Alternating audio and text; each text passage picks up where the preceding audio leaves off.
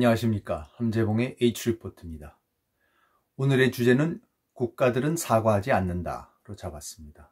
한일 관계가 역사 문제로 표류하고 있습니다.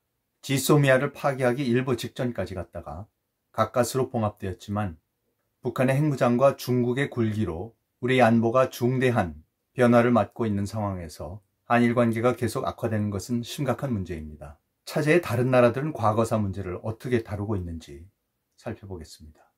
우선 미일 관계, 미국과 일본 관계를 짚어보겠습니다. 일본은 1941년 12월 7일 미국의 태평양 함대의 기지인 모항인 하와이 진주만을 선전포고도 없이 기습 공격합니다. 이 공격으로 휴일날 일요일이었습니다. 이 공격으로 일요일날 쉬고 있던 2,000명이 넘는 미군이 전사합니다. 그러나 일본은 단 한 번도 이에 대해서 사과한 적이 없습니다. 미국은 1944년에서 45년까지 2년 동안 일본의 대도시들의 휘발성이 강한 네이팜탄을 무차별 투하하면서 90만 명의 민간인을 죽입니다. 1945년 8월 6일에는 히로시마에 원자폭탄을 투하해서 13만 명이 죽습니다. 대부분 민간인들이었습니다. 3일 후인 8월 9일에는 나가사키에도 원자폭탄을 투하해 8만 명이 죽습니다. 역시 대부분이 민간인이었습니다. 그러나 미국은 이처럼 수많은 민간인 희생자를 낸 공습과 두 차례의 원폭에 대해서 단 한 번도 일본에 사과한 적이 없습니다. 2016년 5월 오바마 미국 대통령이 히로시마 평화공원을 방문해서 헌화하고 피폭자들을 만났지만 사과는 하지 않았습니다. 또 같은 해 12월 일본의 아베 총리가 진주만을 방문하여 일본군이 격침시켜서 1,700명의 미군 수병이 수장된 아리조나호 기념관에 헌화할 때도 애도, 컨돌런스는 표했지만 사과는 하지 않았습니다. 그렇다고 미국 사람들이 진주만 습격의 만행을 잊은 적은 없습니다. 미국인들은 아직도 루즈벨트 대통령이 일본에 대해 선전포고를 하면서 이날을 악명으로 길이 남을 날, A day that will live in infamy 라고 한 것을 생생하게 기억합니다. 반면 일본 사람들은 자신들만이 세계에서 유일하게 원자탄 피폭국이었다는 사실을 잊지 않습니다. 히로시마에는 평화공원에서 매년 피폭일에 기념 행사가 열립니다. 그럼에도 불구하고 미국과 일본은 오늘날 가장 강력한 동맹국입니다. 일본은 1937년 중일전쟁을 일으키면서 남경에서 6주간에 걸쳐 30만 명을 총칼로 죽인 난징 대학살을 일으킵니다. 그 후 8년간의 전쟁 기간 동안 2천만 명의 중국 민간인들이 희생된 것으로 추산되고 있습니다. 그러나 중국은 1972년 일본과 국교 정상화를 하면서 단 한 푼의 보상금도 요구하지 않았고 사과도 요구하지 않았습니다. 1978년 일본을 방문한 등소평은 기자들이 일본과 중국 간의 현안들에 대해서 역사 문제, 과거 문제, 영토 분쟁 등에 대해서 물어보자 다음과 같이 답을 하였습니다. 우리 세대는 지혜가 부족하여 이 문제를 토론하여도 의견 일치를 볼 수 없다. 다음 세대는 우리 세대보다 총명하니 분명히 중일 양국이 모두 수용할 수 있는 방법을 찾아낼 것이다. 미국과 월남 간의 10년에 걸친 전쟁으로 인해서 월남인 150만 명이 사망하고 월남의 국토는 초토화됩니다.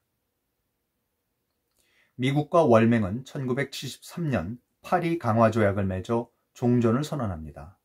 조약 협상을 주도한 미국의 키신저와 월맹의 레둑토는 노벨 평화상도 받습니다. 그러나 월맹은 2년 후에 조약을 일방적으로 파기하고 월남을 침공하여서 무력 통일을 이룹니다. 미국이나 베트남은 한 번도 서로에게 사과한 적은 없지만 1995년 국교를 정상화하면서 지금은 전략적으로 경제적으로 밀접한 관계를 유지하고 있습니다.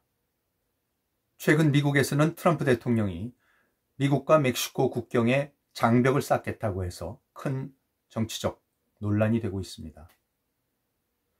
미국 멕시코 국경은 1846년에서 48년 사이 미국이 멕시코로부터 오늘의 텍사스, 뉴멕시코, 아리조나, 유타, 네바다, 캘리포니아에 해당하는 광활한 영토를 뺏으면서 형성됐습니다. 샌프란시스코, 로스앤젤레스, 샌디에고 등 스페인식 이름을 갖고 있는 도시들이 많은 것도 모두 원래는 멕시코 영토였기 때문입니다. 그러나 미국은 단 한 번도 멕시코의 영토를 뺏은 것에 대해서 사과한 적이 없습니다. 스페인은 필리핀을 300년 통치한 것에 대해, 영국은 인도를 200년 통치한 것에 대해, 프랑스는 130년 동안 알제리를 통치한 것에 대해서 한 번도 사과한 적이 없습니다. 벨기에 통치하에 콩고에서만 1885년에서 1908년 사이에 800만 명의 아프리카인들이 살해된 것으로 추산되지만 아프리카의 잔혹한 식민 통치에 대해 유럽의 열강이 사과한 적은 없습니다.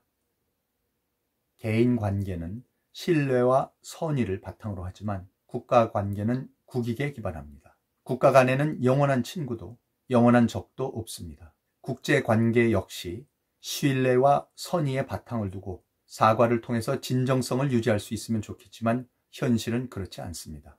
변화하는 국제 환경 속에서 오직 국익을 극대화하려는 국가 간들의 치열한 경쟁과 끊임없는 합종 연횡이 있을 뿐입니다. 냉철한 국제관계 속에서 신뢰와 우정을 찾는 것만큼 사과와 반성을 찾는 것도 부질없는 일입니다. 그런데 한국 사람들은 유독 일본에 대해서만 사과를 요구합니다. 그렇다고 한국 사람들이 개인 간의 관계와 국가 간의 관계의 차이를 모르는 것은 아닌 것 같습니다. 한국 사람들도 냉철한 국제관계의 원칙을 잘 이해하고 있습니다.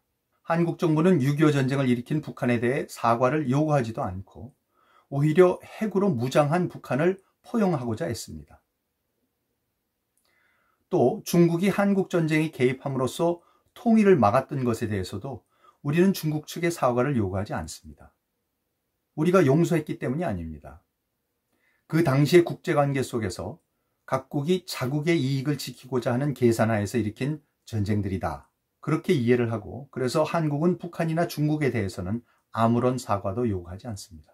그럼에도 불구하고 한국과 중국은 최고의 무역 파트너이고 어떻게 해서든지 전략적 동반자 관계를 유지하고자 애쓰고 있습니다.